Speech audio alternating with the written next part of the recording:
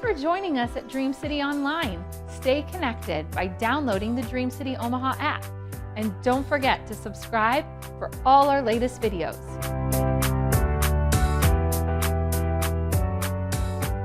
Hey guys, welcome back to Emotional Intelligence. This is week 6 of our journey through learning to steward our souls. Last week, we introduced the skill of social awareness. The skill of social awareness is really our ability to accurately perceive the emotions, needs, and desires of others. And so as we're learning to become socially aware, we talked about some ideas last week, the fact that we are, whether we want to admit it or not, biologically wired towards social awareness. We were created for social awareness. It is necessary for good, healthy, happy human flourishing. But then we're also spiritually mandated towards this. And it's really that spiritual mandate that's going to govern how we steward this skill. So as we introduced it last week, as always in our same pattern, this week what we're going to do is look at some strategies for how to practically live this out in our lives. Now, I know I emphasize this all the time, but you'll remember when it comes to the skills of emotional intelligence, they very much build off of one another. And so as we enter into these strategies for social awareness, you need to understand that the extent to which you have managed and applied the strategies for both self-awareness and self-management, that will have an incredible impact on how you navigate these social competencies. And so if we didn't do the work in skills 1 and 2, we're going to lack the humility and the objectivity necessary to apply these strategies in a way that produces the fruit that we really desire to produce in this area. So I cannot overemphasize the importance of the building block of these skills. So without further ado, the first strategy of social awareness that we're going to talk about today is this idea of eye contact. And because this is something that many of us naturally avoid, I want to frame this strategy as developing the discipline to make eye contact. This sounds so easy, right? What is the easiest way to avoid someone, though? Whether it's someone that you see in the grocery store and you don't want to talk to, somebody that you see across the way at work, at church on Sunday, no matter where it is, the easiest way to avoid that person is simply to avoid eye contact. We do it all the time. We see somebody coming we don't want to talk to. What do? Heads down, focus. We pull out our phone, anything to avoid eye contact. Eye contact, and the reason that we avoid it is because eye contact has a way of communicating an expectation. And sometimes that's perceived, sometimes it's minimal, but because eye contact communicates an expectation, and maybe it's just an expectation of acknowledgement, maybe it's an expectation of greeting, you don't want to have to engage in the conversation, whatever it is, it communicates an expectation that gives us the option to fail, and failure leads to rejection. Ergo, the biggest reason that we avoid eye contact is for fear of rejection. What's interesting is that eye contact in every other species is a form of aggression, but in humans, it's a form of acceptance. And because so many of us are striving and living for acceptance and not living from acceptance, it's easy to understand why this can present itself as a threat, right? I remember when I met John, we were both in high school and we attended the same church, and it was a large church, and I had a crush on him from the moment that I met him. And for a long time, the only exchange of this crush were these flirty glances across the sanctuary, and we would sit on opposite sides, and I would have my little sisters sitting with me, and they were like spies, and I would have them watch him, and as soon as he looked over at me, they would give me the signal. I would look up just in time to wink at him, right, as this idea of eye contact. And so this has kind of always been our thing. Anytime I teach a class, or whether that's in the classroom, on the stage, in a training, it doesn't matter. I'm super intentional about eye contact. I will move across the room from person to person as luck would have it, a lot of times they will. As soon as I make eye contact with them, they immediately look away. This is funny, but because I was traveling last week, it's just fresh in my mind. But one of the places that it's most awkward is when you're getting onto a plane, because like people can't go anywhere. And so I had noticed last week I was getting onto a plane and everybody else is already seated. And I am super intentional about looking at the people who are seated, because if you're seated, you're looking at the people coming in. You're wondering, are they going to take this middle seat next to me? Am I going to have room? So I'm looking at them, looking at me. Sure enough, never fails. As soon as I look at them, they look away. And so it's interesting, this dynamic, but here's what you guys need to understand, is that eye contact has a way of making people feel seen. And it's not uncommon for people to look away because of their own insecurities. Anytime I'm working with someone in therapy, when they're sharing painful experiences, rarely do they want to look me in the eye. In fact, they'll avoid eye contact at all costs. They already feel exposed by the content that they're sharing. And so I know a lot of times it's this perception that to look me in the eye would create even more vulnerability. But here's the thing, Jesus tells his disciples that the eye is the lamp unto the body.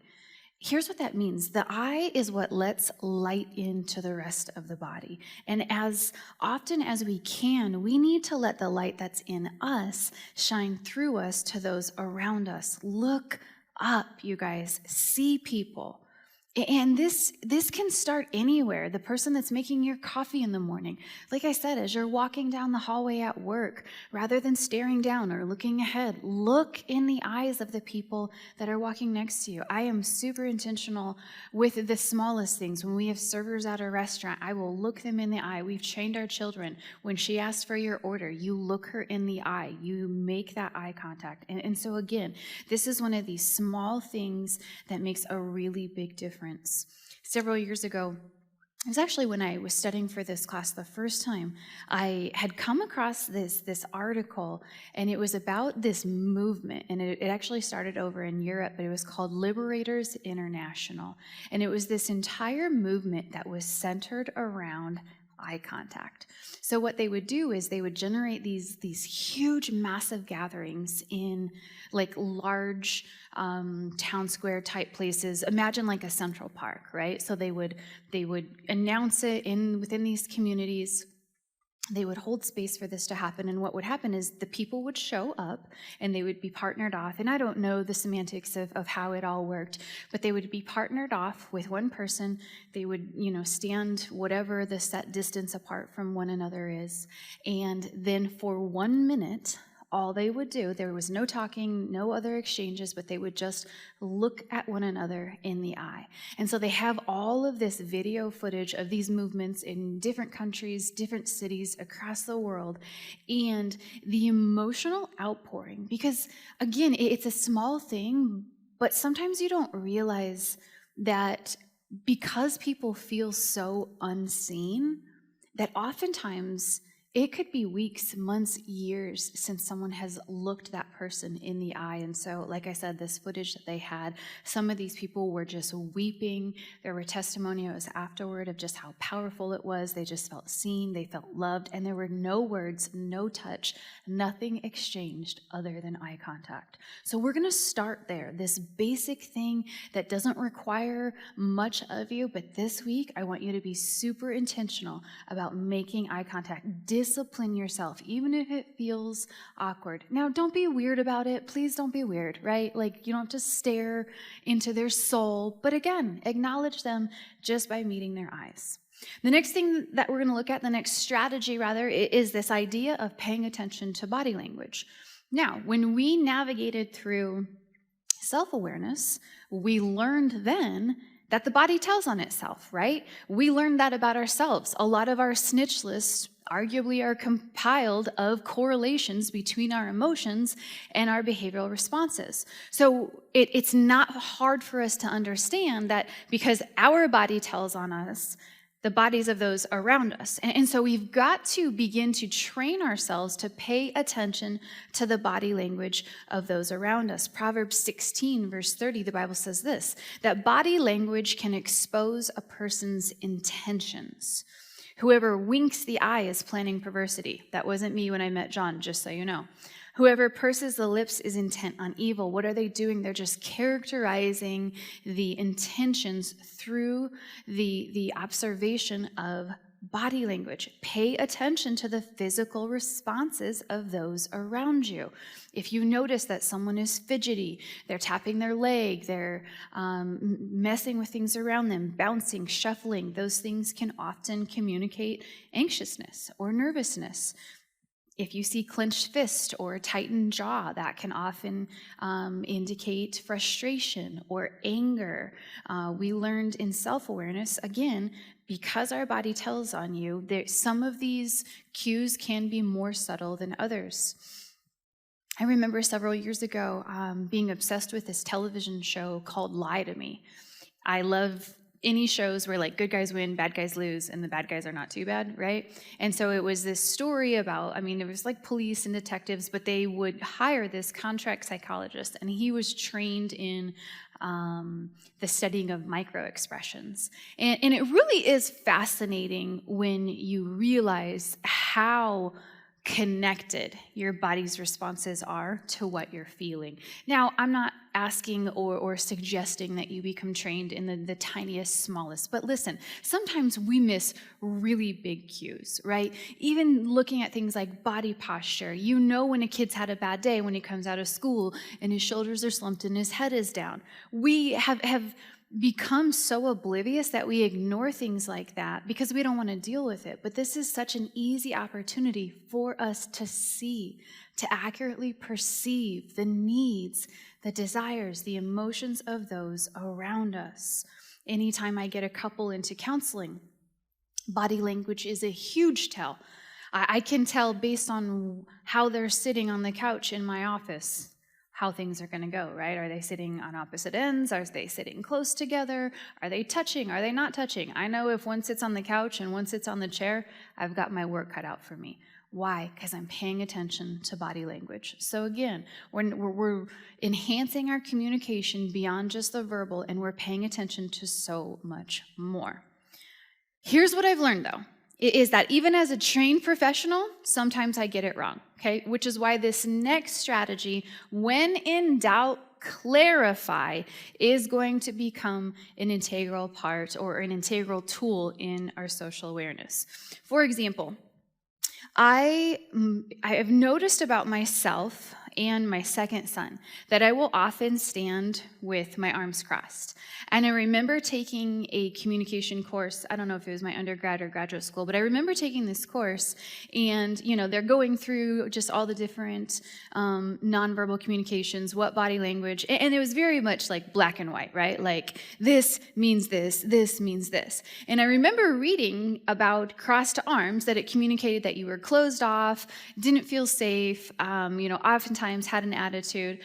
And so I always feel bad because I notice that I do this a lot when I'm in conversation with people. Here's what I've learned about myself. This is some self-awareness for me though, right? My number one love language is touch. And I am indiscriminate in that, okay? I love to touch. And it's not weird, and so I hope you're not picking up that vibe, but it is not uncommon, and it does not matter who I'm talking to, young, old, man, woman. I do have boundaries, don't worry there, but it is not uncommon for me to touch you in a conversation, even if it's just, I'm like, oh my gosh, yes, I totally get that. And I'm not a boundary violator. Again, I know how to self-regulate, but I have noticed that oftentimes when I'm trying to focus in a conversation, I will cross my arms, and I don't know if it's like I need to, not be distracted by touching or what. I say all that to say, even though there are certain body language things that we think mean this, when in doubt, we should always clarify, because no human being is different. Is the same. We're all wildly different. Yes, there are some universal body cues, okay? A fever. Never, for anyone, under any circumstance, will a fever communicate health and bliss. So yes, sometimes your body communicates universal messages. But like I said, on the other hand, there's so many physical expressions that are unique to that person. Sometimes these are cultural. So the experience as we're learning to pay attention to these things, it's to our advantage to never just assume that we know what that means, especially when it's someone that we don't know as well. It is perfectly acceptable and encouraged even to get clarification. Once again, the wisdom of Proverbs for the win, because here's what it says in Proverbs 15, that without understanding we feast on foolishness and we don't even realize it. Without understanding, we feast on foolishness and we don't even realize it. So again, we can have these ideas of what things are, but they're really not. This is going to sound oversimple because it is, but the easiest way to get clarification is simply by asking questions. When we assume that we know what someone else is thinking or feeling without getting clarification, especially when it's negative, that will hinder growth in the relationship. So again, ask questions.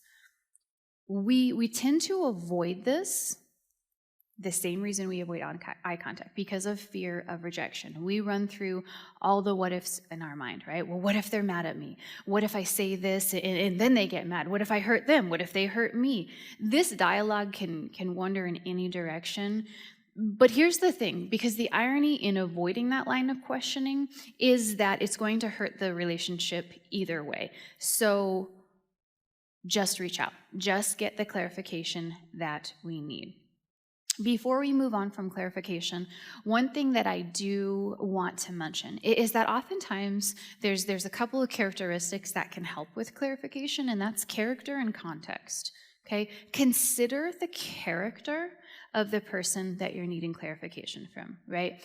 Character and integrity are some of my core values. And so because of that, I will often refer people back to my character, right? I'm like, take it back to my character. If I'm, in dialogue with someone that I'm leading and, well, I just didn't want you to be mad, or I thought maybe you were mad at me. I'm like, okay, what do you know to be true about my character?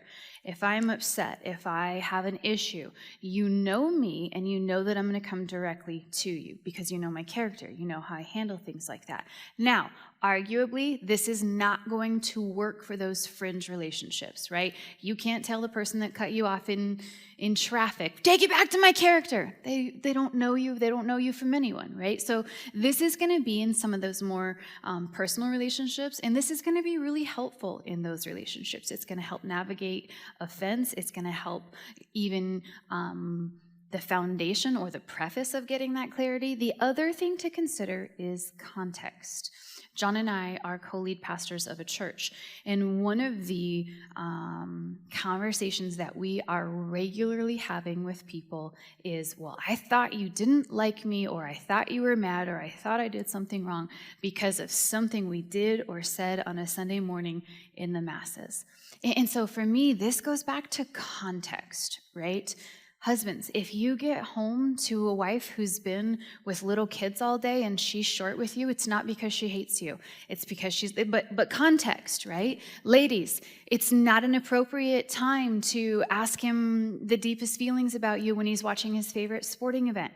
Context, right? He's not rejecting you. He's focused on something else. So considering context and when to get clarity, when to answer those or ask those questions is going to go a long way in building this bridge in our social awareness. So, character and context. The next thing that we're going to do, the next strategy we're going to work on is people watching. Okay?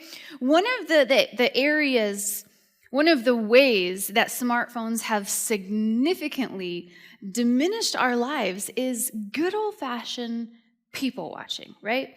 Whether you were in line at the grocery store, you were shopping at the mall, you were out at the park, you were out at a restaurant, no matter what it was, what did you used to do in those settings when you had to wait or there was a lull in time? You would people watch, right? This is one of the greatest passes of time ever. But now, rather than doing that, rather than watching the reality of what's around us, what do? We pick up our phone and we scroll. And there's this lie that because the videos that we're scrolling include people in them, that's people watching. Can I just tell you that that's not real people watching. Because as creepy as it sounds, real people watching happens when the people you're watching don't know it, right? I remember a couple years ago, I was at the park, and I was just sitting on a bench. I don't know if my kids are there. I really don't remember. But what I do remember about this experience was that I was witnessing a mom try to teach her little guy to ride his bike without training wheels.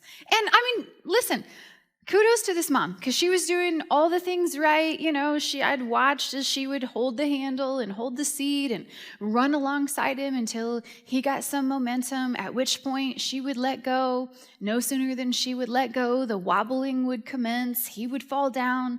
Several skin knees later, this little guy has had it. He stands up, crying, screaming. He kicks the bike, and he marches off, telling his mom that he is done. I so appreciated this experience because it was real, it was raw, it was unfiltered. And that's what real people watching has to be like.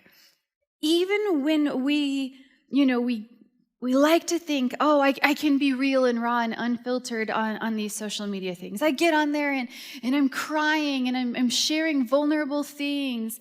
Listen, it's not that it's not real and it's not that it's not vulnerable, but it's not unfiltered, okay? And it's not raw because you still had the opportunity to consider what you wanted to share. You still thought about that. That was very much a response, not a reaction. Now, the problem with not having real life people watching is that it creates this unrealistic expectation for social context, okay?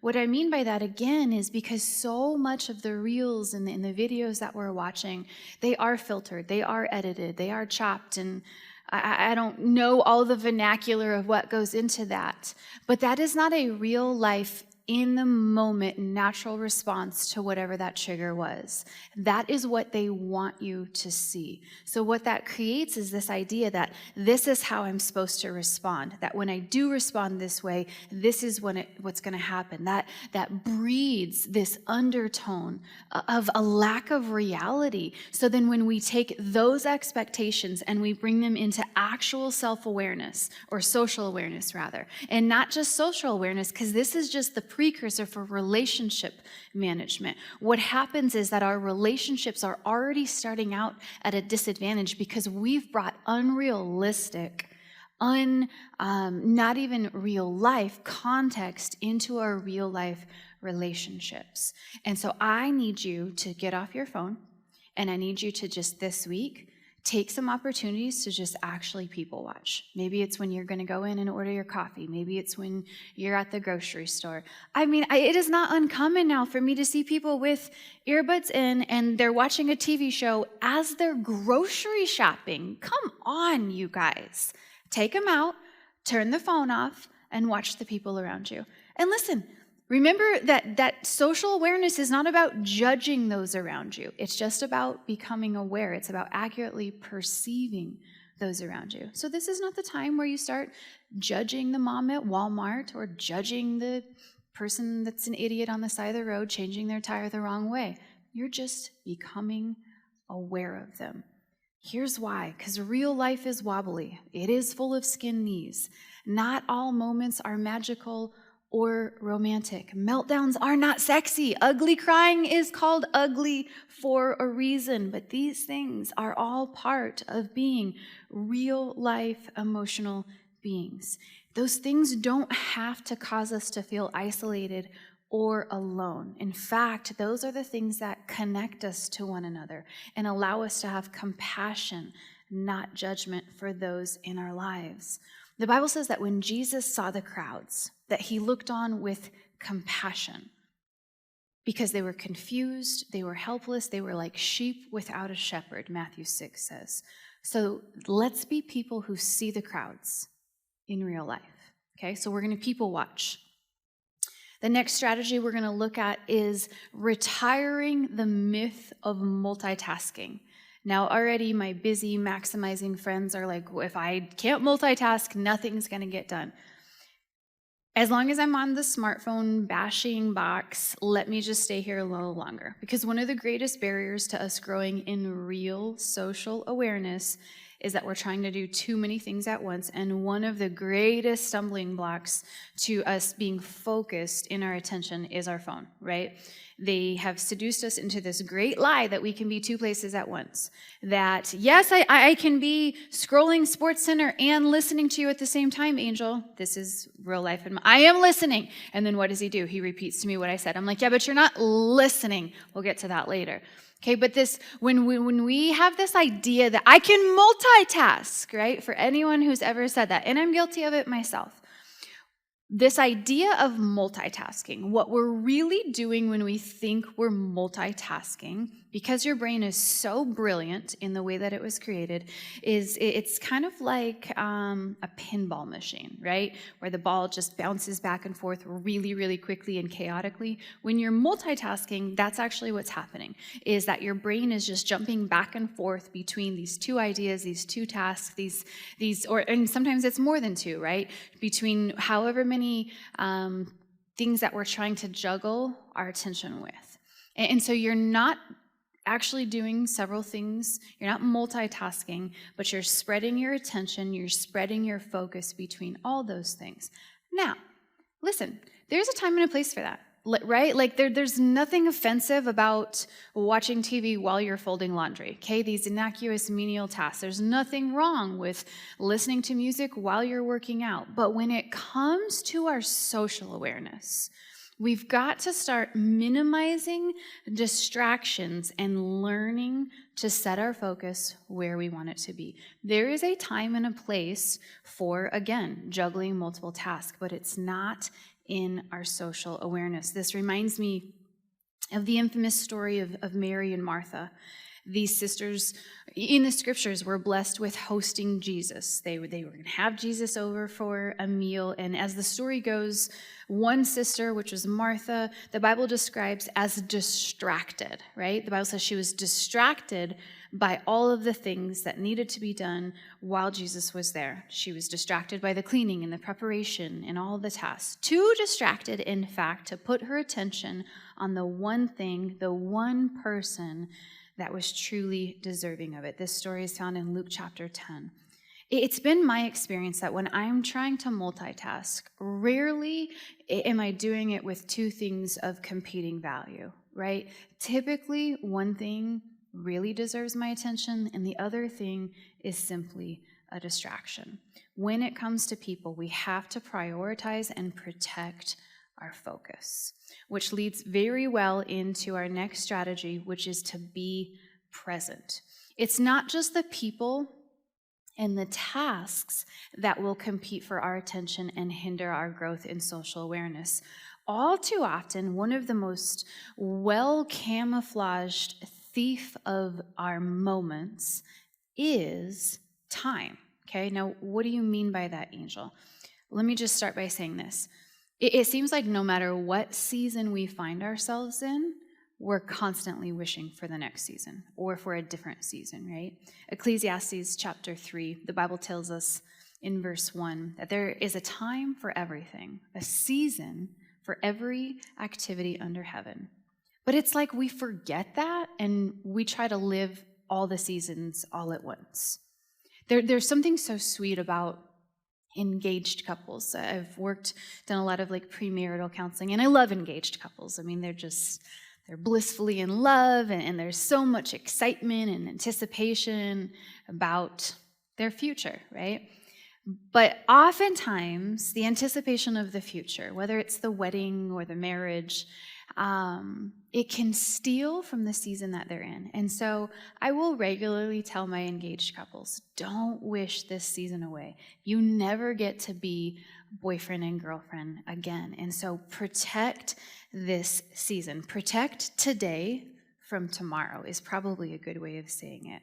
And listen, we do this in every area of our life, whether it's we're in the winter wishing for the heat of the summer, or we're in the summer wishing for the cool brisk of the fall, whether you're single and you can't wait to be married, or you're married and you can't wait to have kids, and then you have the kids and you can't wait till they can go to the bathroom by themselves, or I can't wait till they sleep through the night, or I can't wait till they're grown up, whatever it is. I remember, there was a time when we were so busy and I wish I had more time. I can't wait till I'm not so busy. And then COVID hit, and what did we wish for then? I wish I could go back to the way things were. I wish I could go back to the chaos and the demands. This discontentedness, this inability to just be present in the season that we're in, is a huge thief of healthy social awareness, okay? I as a young mom, one of the things I heard, gosh, if I had $1 for every time I heard it, I could be retired right now. But one of the things I heard all the time was, you just be careful because it goes so fast, right? And it was like, as a young mom whose days are long and with a newborn nights are even longer, it was like, oh my gosh, like I don't know what you're saying. But here's what it did, is it made me so present. As long as some of those seasons were, I never wished any of them away. And so my social awareness of all 4 of my children at every single stage was spot on, because I was intentional about perceiving their emotions, perceiving their desires, perceiving their needs, because I was disciplined in being present in that season. Here's what I have found. When it comes to this discipline of being present in our season, the 2 thieves really of being present today are the past and the future, right? The past has a way of dragging us back into regret, and the future has a way of pulling us forward towards that anticipation. And there's a time and a place for reflection to both those seasons, but it should never come at the expense of today. Because oftentimes we spend too much time in the past, we're not getting the healing forward, or we spend too much time in the future that we're missing the resources and the amenities that are going to propel us into that next season. So protect today. I tell people all the time, just do Wednesday.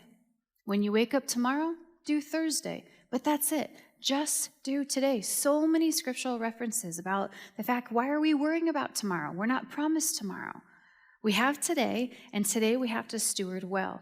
As we're in these different seasons, there are people in this season that will not be in the next season, but they serve a purpose, and so protect that. One of the ways that will help us be present in this season, to put our attention where it needs to be, to minimize those distractions, is this strategy of learning to become an active listener. Now, I was teasing earlier, talking about my husband's bad habit of wanting to scroll his phone and listen to me. And because he can repeat the words that just came out of my mouth, he thinks that suffices. Listen, active listening is not just about the words being spoken, but it's about the message being communicated, okay? The message is personal. The words are just one of the many ways that I'm trying to communicate. John Maxwell said this. He said that in a conversation, we should put more energy into being interested and less energy into being interesting. The book of James has a similar sentiment when it says that we should be quick to listen and slow to speak. Outside of distraction, the 2 biggest barriers when it comes to active listening are going to be pride and insecurity, okay? If you're the person in the conversation who, while someone else is talking, is constantly formulating what you're going to say next, whether it's how you're going to rebut what they're saying, how you're going to one-up them, how you're going to liken it and turn it back around to something that's about you, you struggle with pride. Now, on the flip side of that, if you're the person that internalizes everything that the other person is saying, right? Oh, they must be saying this because they know this, or I'm sure they just said that because they think this of me, you struggle with insecurity. Either one of those will be a barrier to active listening. Because here's what you need to understand. If every conversation that you're a part of is centered around you, your thoughts, your experiences, your feelings, your opinions, you, chances are pretty good that active listening is gonna be a struggle for you. Let me just help bridge the gap here, because I found that one of the most effective ways to neutralize both of those and to take steps towards making you a better active listener, again, ask questions. Asking questions is going to be one of these common threads that we see when it comes to social awareness and relationship management. But just ask questions. You guys, nothing communicates interest and social awareness more than simply asking questions. And the questions that you're asking will reflect the level of listening and comprehending going on. When asking questions as an active listener, your number one objective is simply to gain understanding. When we ask thought out, intentional, actually like inquisitive questions, people feel seen, they feel accepted, and well on their way to being understood. This is excellent social awareness. So we're going to practice active listening. This next one is probably one of my favorites, but this next strategy that we're going to look at is this idea of practicing empathy. Now, if you are a person who is aware of the fact that empathy is not something that comes natural to you, and you've got supporting evidence maybe of Gallup Strength Finder or some other personality profile that says, nope, I have very low empathy, I want to take this opportunity to remind you that you're biologically predisposed to this, right? You have biological proclivities. Remember those mirror neurons? Yeah. So I don't need you to tell me that it doesn't come natural to you, because I'm just going to tell you that you are, in fact, capable of it. I recognize fully, and I appreciate fully, that some people are more naturally inclined towards it. I am a high empath. Not only do I feel all of my emotions, but I feel yours. I will walk into a room and I just feel everyone. I regularly ask people if I'm in context in conversation, and I just start to feel something. I'm like, what am I feeling right now? And they're like, I don't know. Well, whatever you're feeling is what I'm feeling, so tell me what you're feeling. That's how strong it is for me. Now, my husband is not that way. Empathy does not come natural. Oftentimes he can be completely oblivious, and he'll tell me, Angel, just turn it off. I'm like, if only it were that easy, right? But let's say that we're not those people that are just naturally bent towards that. How do I start to practice empathy? Well, the first thing we need to do is we need to get a really healthy understanding of what empathy is, because I'm here to tell you that one of the biggest struggles that we have with empathy is that we don't really understand what empathy means. So here, I need you to hear me say this just loud and clear, that empathy is not sympathy. I feel empathy for a lot, if not all people. I feel sympathy for very few people. The two are not synonymous with one another, right? They can actually be very separate. Now, I can feel empathy and sympathy at the same time, but it doesn't always work like that. Empathy is one of these things that can go a long way in bridging the gap between someone struggling and feeling seen and understood. Because we don't understand that we're all capable of it, though. We miss it and it flies right over our head. So if it's not sympathy, then what is it? Here's what you need to know. Empathy doesn't mean I feel bad for you. It simply means I know what you're feeling, okay? I will say it like this sometimes. I don't feel bad for you. I just feel you. Sometimes empathy and sympathy, like I said, they can go hand in hand, but they are not always mutually exclusive. I can empathize with you. You can empathize with other people without sympathizing for them, okay? We see this played out in lots of situations. How can I have empathy and not sympathy? Listen, part of practicing empathy, this is so practical. Because remember, if social awareness is built off the ability to accurately perceive what others are feeling. So I've just got to acknowledge, okay, you're feeling discouraged. okay, you're feeling sad. Okay, then my job as I'm executing this skill of practicing empathy is simply to consider, what's it like for me when I feel discouraged? What's it like for me when I feel sad, when I feel overwhelmed? That, you guys, that is the empathic bridge that leads a person from pain to hope. You don't have to feel bad for them. So again, let's take a situation. Let's say you've got a coworker at work, and they have been working on a project, and they've got a deadline coming up. Anybody ever missed a deadline? All of us, right? Whether it was a deadline at work, whether it was a deadline at school, you didn't turn in a paper, maybe it was just a deadline with forgetting to sign your kid up for sports or get the physical, or whatever it was. We've all missed deadlines before. Maybe we didn't pay a bill. Every single one of us has missed a deadline. So I know what that feels like, right? It's just like, that sucks. Maybe you feel overwhelmed. Maybe you feel defeated. Whatever emotions are unique to you, but we've all been there, okay? So again, I've got this coworker, they've got a deadline. I'm seeing this coworker get extension after extension. I'm seeing this coworker waste their time. The week of the deadline comes. I'm actually staying late to finish some other work. I notice this coworker leaves at 5 o'clock on the dot every single day. Just staying in my own lane over here. To make matters worse, maybe a couple of us go out on Thursday after work. I leave early. This coworker not only went out, but stayed out way too late. Friday comes, the day of the deadline. The project is not finished. My coworker gets called in, is met with a brown box to pack his stuff up. Now, in that moment, I don't have to feel sympathy, right? Because I recognize your choices, but I can empathize. Oh man, I know what it's like to feel like a failure. I know what it's like to miss a deadline. So again, you guys, empathy. What's it like? First of all, accurately perceive, what is this person feeling? Get the clarity that you need, ask the questions, be an active listener, but then consider what it's like for you when you're feeling that way, okay?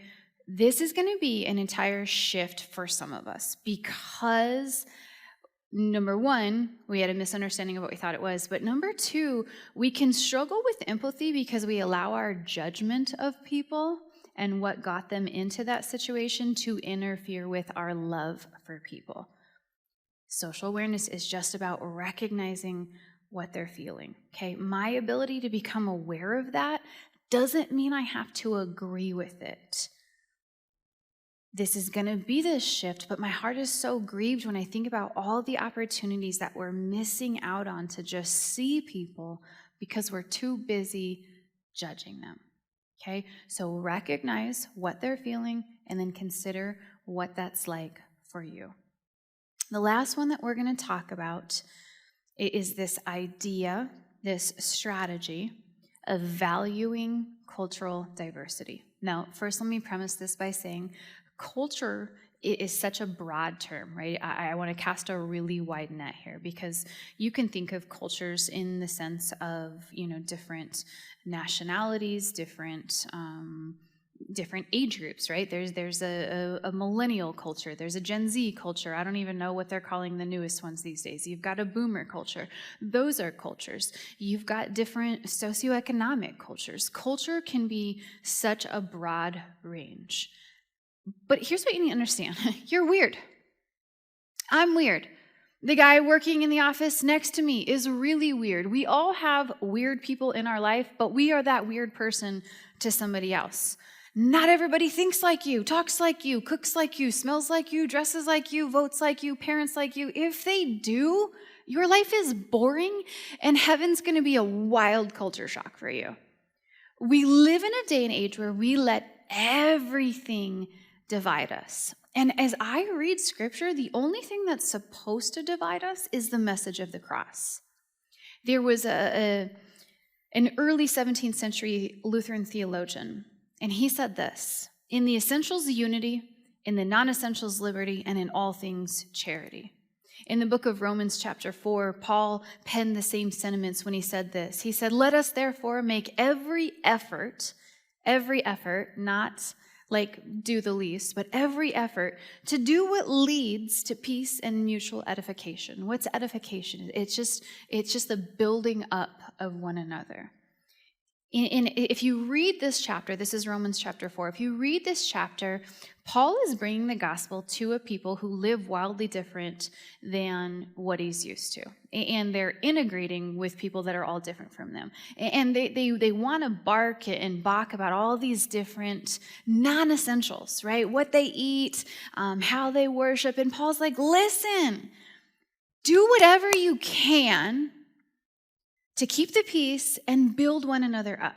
Why does this matter when it comes to social awareness? Because oftentimes we don't see people outside of those who think like us and talk like us, and we are missing so much when we do that. Remember, social awareness gives us this opportunity to experience more of God's goodness, to experience more of His glory as we're seeing the difference of His character, of His facets through the expression of every single unique image-bearing person around us. We pastor a very diverse church, and it's one of my favorite things, and one of our core values is that we value cultural diversity. And I want you to know that valuing diversity is different than tolerating it, right? Value assigns worth. It means that I see worth, and this is something for me to respect, something with importance. Tolerating just means I put up with you. When we begin to value cultural diversity, it changes the way that we see the people around us. I have a childhood best friend, and she married a man from Vietnam. He was raised Buddhist, primary religion of his culture. We've spent time in their home. We've taken vacations to see them, had great conversations that didn't end in heated debates surrounding our differences. Does it shake the foundation of my faith that he believes things that I don't? Absolutely not. Do I want him to know Jesus as his Savior? 100,000%. And I pray for him all the time. Several years ago, I remember sending him a copy of Lee Strobel's A Case for Christ. But on the inside cover of that book, I honored him, and I just let him know what a great man he was, how thankful I was for, what a good husband he was, and how well he took care of his children, how much I loved him as a person, respected him. Is that because I'm too weak to defend my faith? No, that is my faith, that while we were still sinners, Christ died for us. That while my differences and my thoughts and my opinions didn't look like Jesus's, he still came. While I was still ignorant to my sin, void of the hope of the Savior, his love made a way.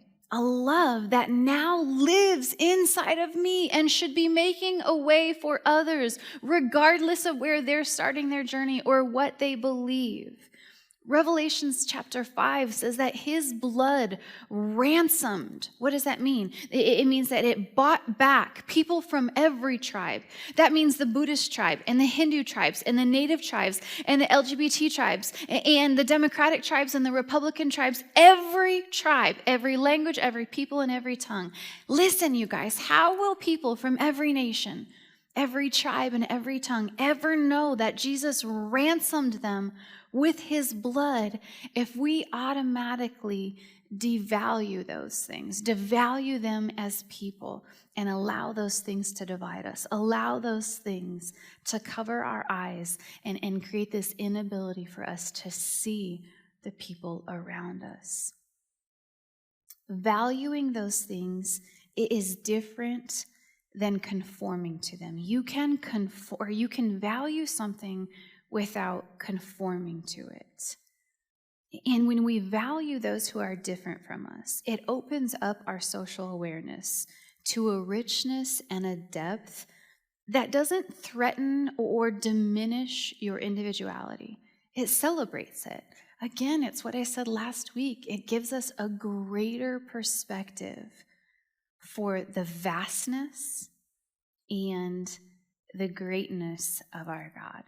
And so we need to begin to value the diversity around us, from the teenagers in your life to the neighbors next door who speak a language you're not even sure what it is. As we close today, I want you to understand that social awareness is a precursor to healthy relationships. We first have to remove the veil from a healthy place, from the work that we've done in those personal competencies, and begin to see the people around us. We'll never have healthy relationships if we can't first generate an awareness, a social awareness for those around us. And this is an awareness that is not self-serving. This awareness is not centered around what can I get from you. It's simply the discipline to begin to see you. So I hope these give you just a launching pad to begin these strategies this week. Discipline yourself in several of them. Journal what your experience has been like, and no matter what, don't grow weary. Stay consistent in it and just see what the Lord shows you. Be blessed, and I'll see you next week.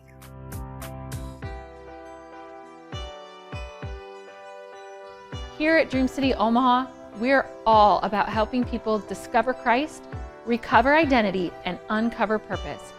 Please explore our past videos, sermon series, and online classes, and don't forget to like and subscribe for more.